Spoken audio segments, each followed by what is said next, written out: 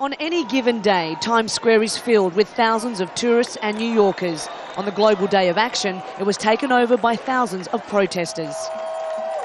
The Occupy Wall Street movement moved to the centre of New York City and shut it down. Several hundred police were waiting, on foot and on horseback.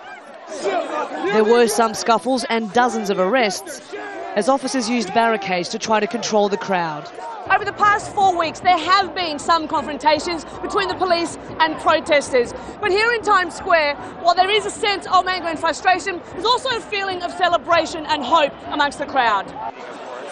I'm wearing the barrel and straps to emphasize that even though people are broke, we might as well have a little fun with it.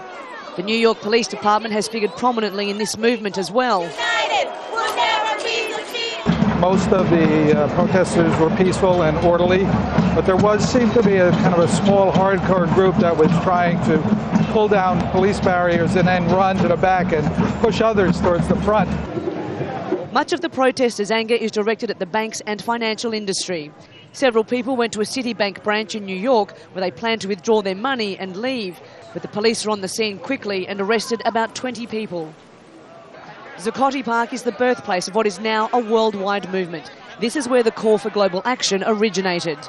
In Washington, large crowds gathered around the Martin Luther King Memorial. Demonstrators voiced their frustration with the country's stagnant economy and urged the government to take action to create jobs. That is unacceptable, not in this country. Not when these corporate fat cats are getting away with billions and billions of dollars. All across the Americas, the economic recession prompted thousands to take to the streets, from Canada in the north to the tip of South America in Argentina. The Occupy Wall Street movement is now in its 5th week, and organisers say there is currently no end date.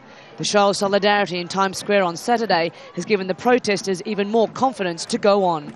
Cath Turner, Al Jazeera, New York.